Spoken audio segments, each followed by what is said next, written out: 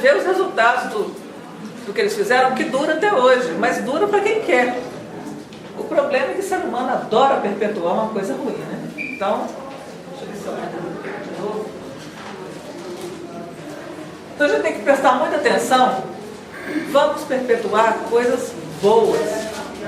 Se na sua família tem alguma coisa boa, perpetue essa coisa boa. Peça a Deus para quando você tiver um filho, passar essa coisa boa para ele. Que passa mesmo.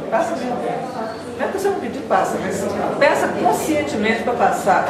E peça que as coisas ruins fiquem mais possível abafadas. As características. Porque as pessoas vão passar pela vida com grandes dificuldades, todo mundo.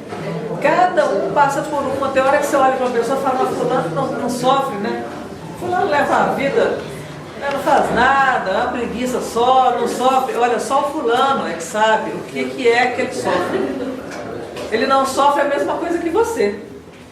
Mas nem tem. Você vai achar muitos que sofrem como você, e você chega para eles e fala, não é ruim, né? A gente sofre, né? A gente pena o cara. Ele sabe do que você está falando, que ele sofre parecido com você.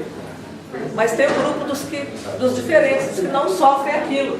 E um grupo que sofre uma coisa, olha para o outro e acha que o outro não está sofrendo, porque não está passando, porque está passando. Uai, mas se fosse assim, todo mundo era igual, né? Cada um, nós só somos iguais, gente, enquanto seres humanos, filhos de Deus. Isso aí é o que iguala a gente.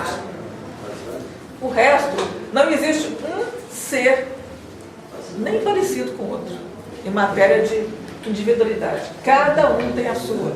Cada um tem a sua. Se nascerem dois seres humanos na mesma hora, no mesmo lugar, gêmeos idênticos, não são iguais. Não são. E você vai ver que eles vão ser criados iguais, né, a vida toda, todo mundo vai forçar a igualdade entre os dois, até eles mesmos, eles vão acreditar nisso, vão querer, mas eles não são. Um vai estar sendo adulterado pelo outro. Você pode saber, e esse um vai sofrer muito mesmo. E ninguém vai, muitas vezes as pessoas não percebem, né? Mas a justiça, ela é feita com Exu, em todos os graus de Exu.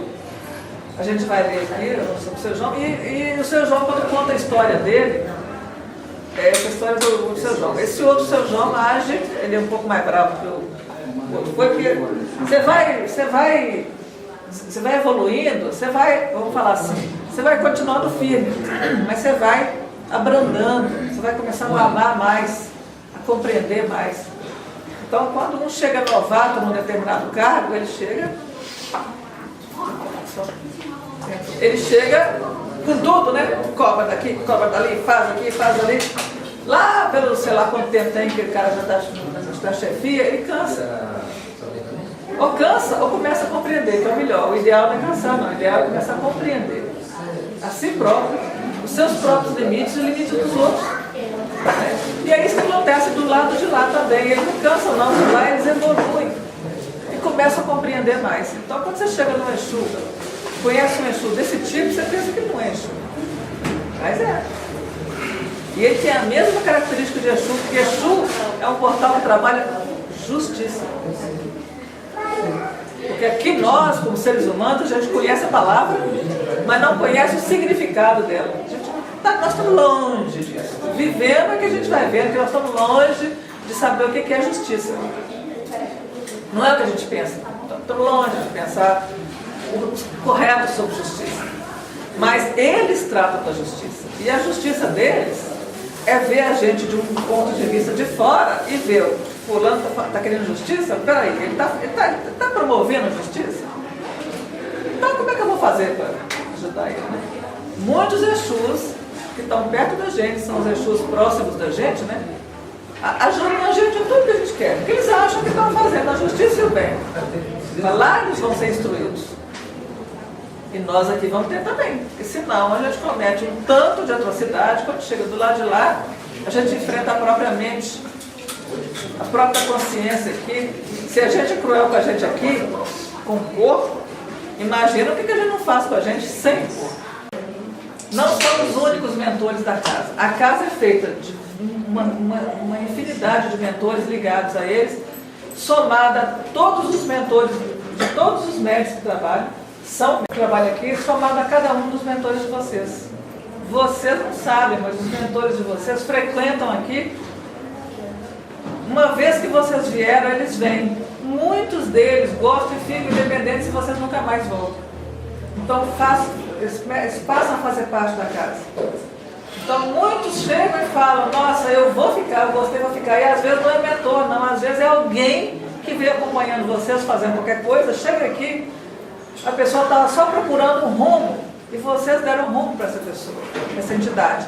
E ela fala, gostei daqui e fica. Então, são muitos e muitos mentores de muitos e muitos graus de evolução, né? Bom, esse daqui, ele é o que desencarnou dos principais mentores que a gente conhece há menos tempo. Ele desencarnou em 1900, do século passado, né? Ele viveu no século XIX, né? 1800 e cacetada, e desencarnou em 1900. E ele já era médico na vida dele, pregressa, né? Ele nasceu em Riacho do Sangue, ele era cearense, né? Nasceu lá em 1831, ele nasceu em pleno Império, e ele morreu já era República, né? Faleceu em 1900, né? Ele é conhecido como Bezerra de Menezes. Foi médico, foi militar, foi militante, né? Foi escritor, muito bom escritor, jornalista, político. Ele trabalhava no principal jornal da época dele, que era O País, que corresponde hoje ao Jornal do Brasil, alguma coisa assim. Foi político, ele teve mandato, foi vereador, foi deputado e tal. Filantrópico e expoente da filosofia espírita, porque ele conheceu a filosofia espírita quando da tradução dela para o português. Algum amigo dele deu para ele o livro. E aí ele já tinha lido a Bíblia, ele abriu numa viagem, ele viajava para trabalhar mais ou menos 1 hora de trem. Ele falou, não tem nada para fazer, abriu e foi ler, né? Ele descendia de família abastada, né? Que pôde bancar os estudos de medicina dele. Depois a família entrou numa crise financeira, eles tiveram que mudar do Ceará, foi para o Rio, depois voltar do Ceará, uma confusão dele. Mas ele já era. Você nasce com uma carga genética, se sua linhagem é boa, você nasce com aquela carga genética boa. Quer dizer que você vai aproveitar aquilo, né? Ele aproveitou. Então, com 11 anos, ele já tinha aprendido língua e tudo, mas com 11 anos ele já dava aula, substituindo o professor, quando o professor não ia. 11 anos. Né? Sabia latim, sabia um monte de coisa, né? Aí ele entrou para fazer medicina, ele foi fazer medicina no Rio de Janeiro. E formou em 1856. Cancro, gente, é câncer, viu? Ou câncer de pênis, uma coisa ligada a essa parte aí, né? Ele casou em 1858, Maria Cândida de Lacerda, que morreu, né? Eles falam mal súbito, porque naquela época a medicina era diferente, né? Ela deve ter tido um infarto ou uma AVC, né? Deixou para ele 2 filhos, né? Um de 3 anos, um de 1 ano. Em 1865 ele casou de novo com a meia-irmã dela. Naquela época era muito comum, até hoje, viu? Até mais ou menos no século XX, era muito comum uma pessoa casar, ficar viúva, casava com a irmã. Para economizar, né? Vamos falar assim, vamos economizar tempo, dinheiro, outras coisas, já vamos ficar na família mesmo. E os irmãos, os filhos que nasciam eram mais do que meio-irmãos dos outros, porque a genética, a grande parte da carga genética é a mesma, né? Ele teve mais 7 filhos com ela, então ele tinha 9 filhos ao todo. Pela postura de médico caridoso, porque olha, ele podia ser o que fosse, como encarnado, que ele era ser humano, ele era uma pessoa muito enérgica, mas ele tinha uma coisa que é o que a gente estava falando aqui, que a gente está precisando. Ele tinha fé, mas uma fé lascada em tudo que ele punha na cabeça. Ele ia mexer com política, ele era um político inflamado. Ele ia mexer com medicina, ele era um médico daquele que ia até o fim para resolver os problemas das pessoas, né?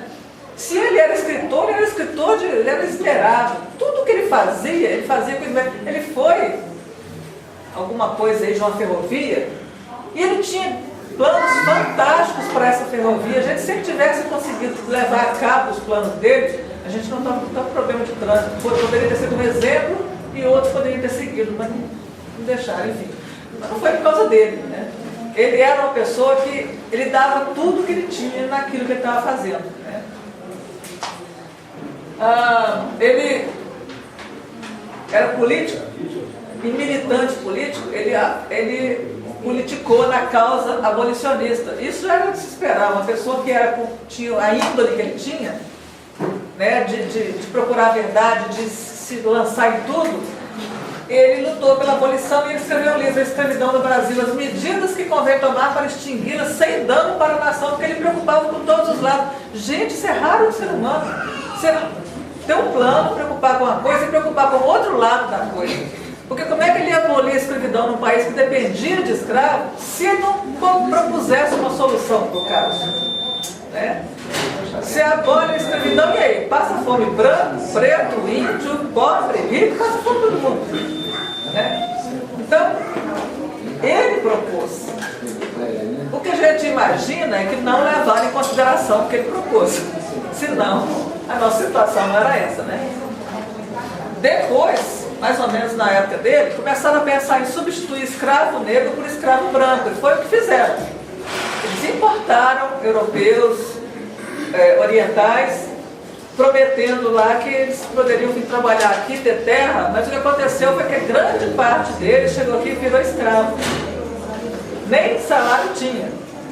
E os donos das fazendas eram acostumados a mandavam neles também. A diferença é que eles eram brancos e tinham outra língua, outros costumes e tal.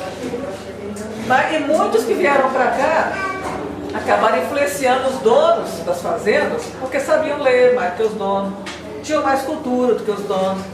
Não quer dizer que os negros não tinham, não. Tinham, só que os donos não deram bola. Aliás, acabaram tendo que dar, porque a escravidão durou muito tempo. Eles tiveram que aderir à grande cultura que os negros tinham, mas aderiram na marra, sem saber. Sem saber. Começaram a praticar um monte de coisa que os negros praticavam. Começaram a precisar da caridade de muitos negros que eram médicos, que tinham conhecimento que traziam da África. Vou falar que os negros não tinham cultura, não tinham. Então, muito negro sabia ler e escrever na terra dele. Era analfabeto aqui em português. Né? Ele foi redator de A Reforma, né, Obra Liberal do Município Neutro, né, redator, que é parte dele. Ele escreveu vários livros, gente. Esse livro, em especial, A Loucura sobre o Novo Prisma, eu quando li pensei que era um livro mediúnico. Eu vi lá, Bezerra de Menezes. Eu pensei, e procurei escrito por quem psicografou, não achei, não dei bola. Eu achei que era o espírito dele que estava escrevendo, não era. Ele escreveu esse livro enquanto estava encarnado. Você precisa imaginar quantas informações, e ele, como médico, que era, juntou todo mundo nele e escreveu esse livro. Esse livro é atual até hoje. Você pode, qualquer médico, qualquer enfermeiro, qualquer leigo, pode pegar esse livro e entender o que eles chamam de loucura. O que na época era loucura, que o cara precisava ser internado, que até hoje as pessoas dão surtos aí, o povo quer internar. Hoje em dia não quer internar porque não tem muito lugar, né? Mas quer dar com remédio, quer amarrar a pessoa dentro de casa, quer prender a pessoa dentro de casa. Se lesse esse livro, entenderia. Quais são os fatores que levam a pessoa a ter um surto desse, né?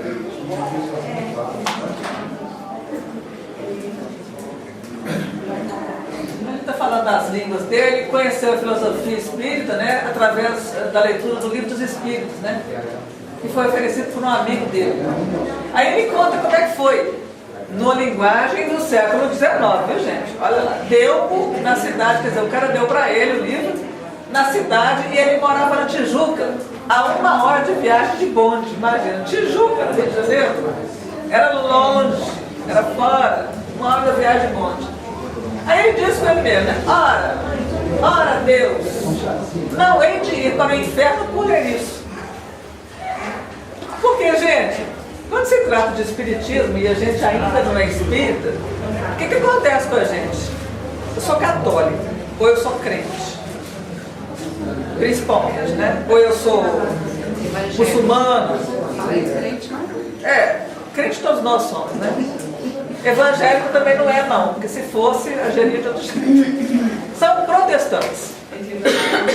Mas, enfim, quando fala assim, lê o livro aqui, ó, lê esse aqui, ó, Livro dos Espíritos, você fala, essa coisa de tempo, eu não vou ler isso. Olha, isso aconteceu comigo, e deve ter acontecido com muitos aí que eram da religião e alguém ofereceu um livro espírita para ele. Não acredito nisso, não. Ele passou isso na cabeça dele também, ele é ser humano. Não, mas Deus ele não há de ir para o inferno só por esse livro, né? Depois, é ridículo confessar-me ignorante dessa filosofia quando tenho estudado todas as escolas filosóficas. Olha o raciocínio lógico. Eu já falei para vocês. Deus deu a gente inteligência, capacidade de raciocínio. A gente usa se quiser, mas por que 99% da humanidade não usa o raciocínio, meu Deus? Usar o raciocínio é você raciocinar com a própria cabeça. E ele fez isso. Ele pensou, bom, se eu estudo tudo quanto é escola filosófica, por que eu não vou estudar isso? Foi isso que fez ele ler, o raciocínio lógico. Ele falou, bom, ele já tinha lido a Bíblia também, que eles devem ter gozado da cara dele, é um médico lendo a Bíblia. Fala com o médico aí para ler. Se ele for protestante, ele não vai ler. Vai rir de sua cara, né? Porque Bíblia, aquele negócio antigo, cai. Não, né? Mas ele falou, eu já li a Bíblia, por que eu não vou ler o resto, né? Lia, mas não encontrava nada que fosse novo para o meu espírito. Engraçado, no livro dos Espíritos ele não achou nada novo para o livro dos Espíritos.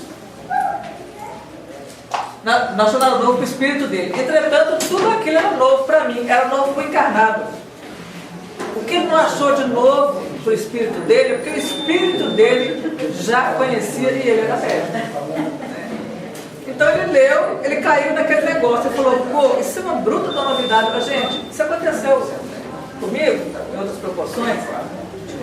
Quando eu conheci o espiritismo, assim, resolvi ir, porque eu estava para lá precisada, o que eu ouvi foi um consolo, mas um consolo, e foi a novidade total.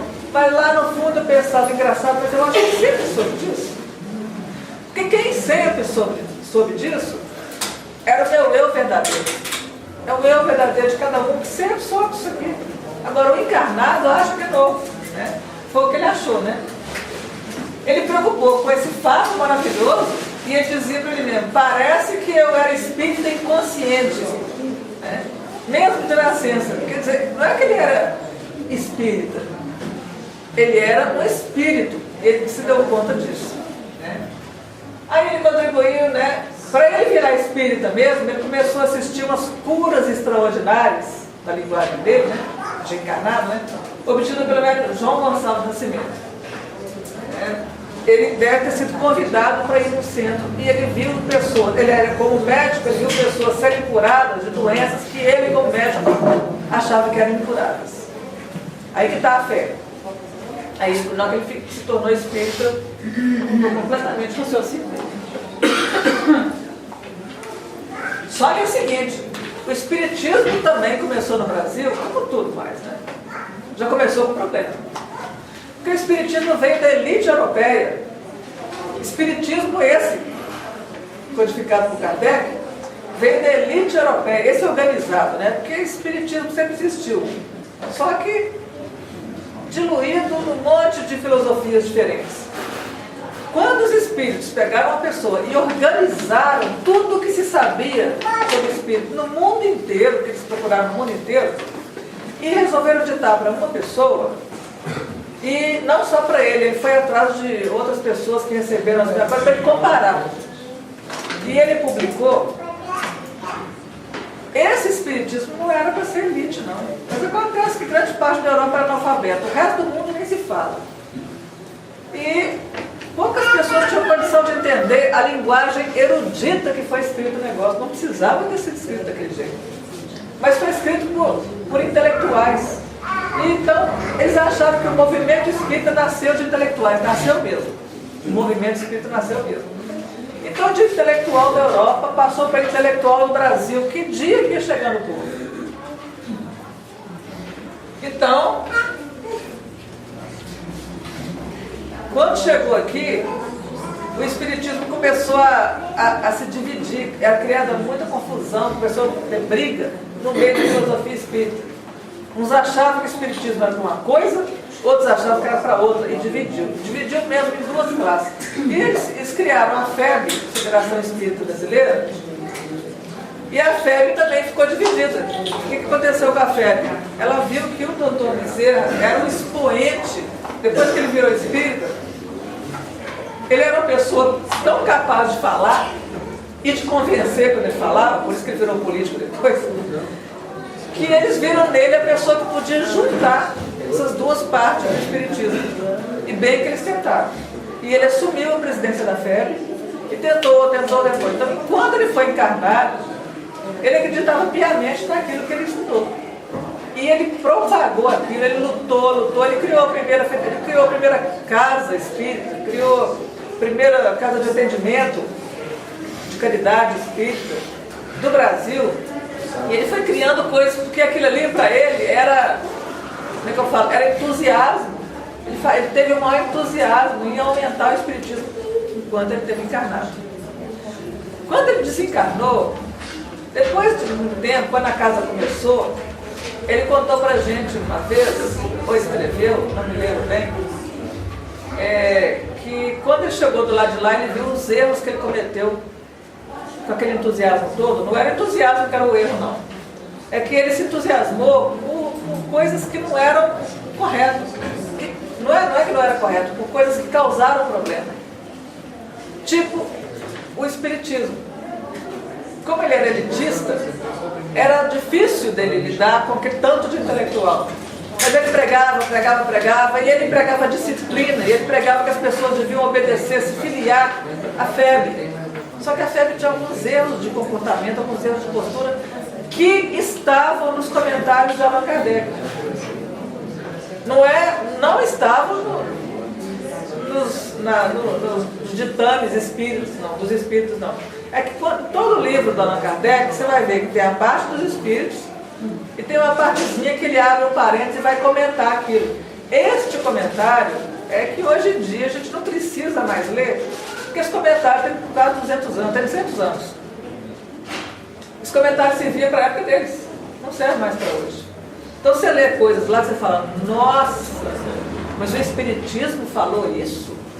Os Espíritos falaram isso? Não, os Espíritos falaram não. Quem entendeu daquele jeito e publicou, e disseminou, e aplicou, foram os intelectuais. Por exemplo, o preconceito. Eles não acreditavam. Por exemplo, tem um filme aí que mostra, né? Eles não acreditavam que o pigmeu era gente. Muita gente não acreditava que alguns negros eram gente. Não acreditavam que o povão pudesse ter capacidade de entender as coisas. E iam largando para lá e iam disseminando esse tipo de coisa. Disseminaram muitas coisas, sabe? Falaram que a raça adâmica era a raça branca. Isso rodou aqui, roda até hoje em casas espíritas.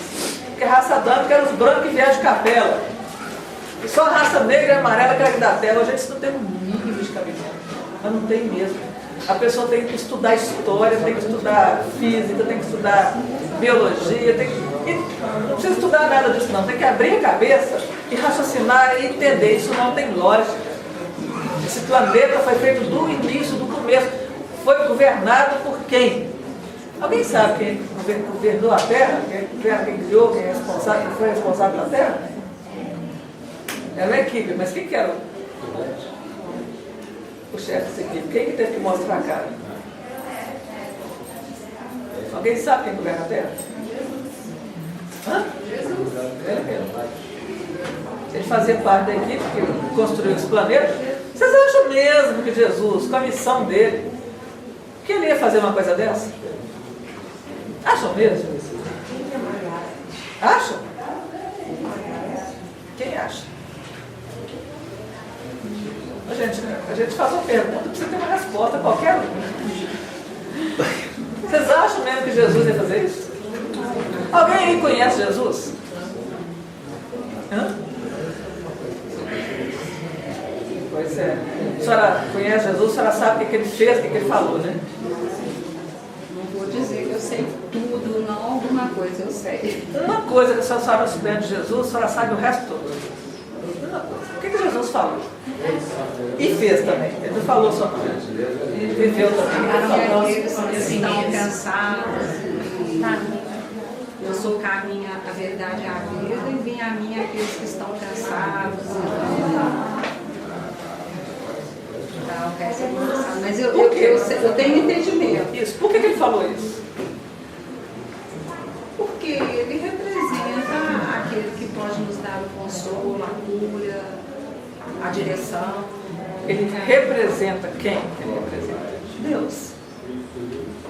Representando Deus, o melhor representante de Deus que esse planeta vive. Ele falou todos os recados que Deus mandou lhe dar aqui, ele deu. E Deus não mandou ele só dar recado, não, porque Deus não precisou mandar o resto, não. Ele já ia viver de acordo com aqueles recados. Então, se é para amar a Deus sobre todas as coisas e ao próximo como a si mesmo, todo mundo é igual perante Deus, e ele não ia fazer uma coisa contra a natureza de Deus. Como é que ele ia fazer uma coisa dessa?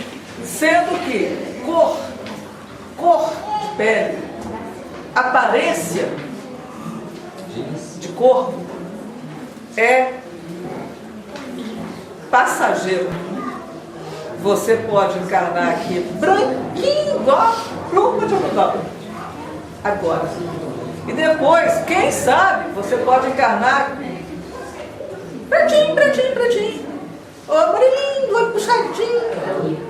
Você pode encarnar lindo, depois você pode encarnar horroroso, você pode encarnar ação, depois você desanda na hora que você construir seu corpo e faz tudo errado. Quem disse de que cor que você é?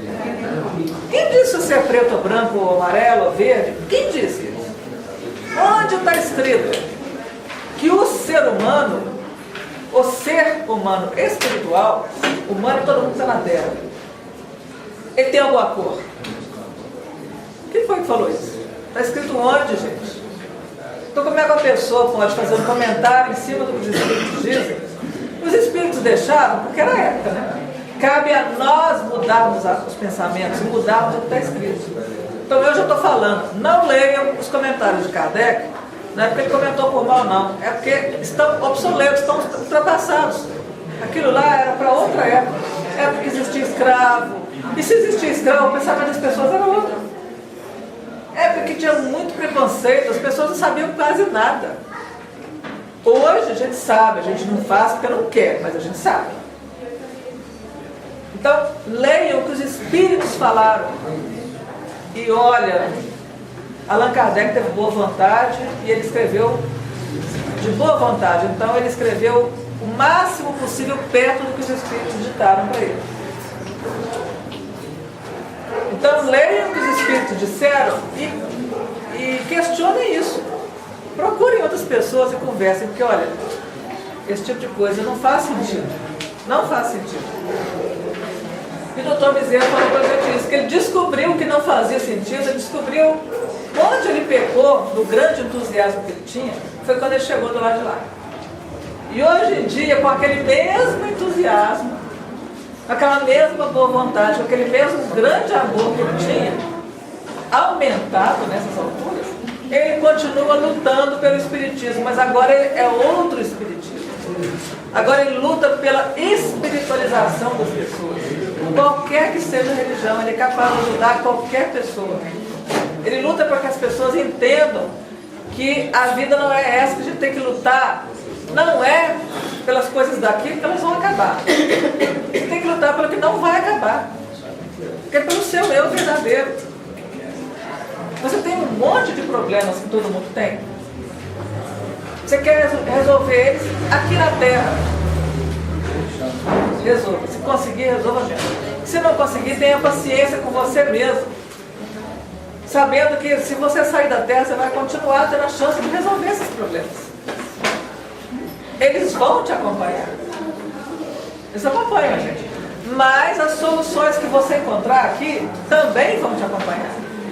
As coisas boas também acompanham. Então assim, ele deu para a gente vários recados.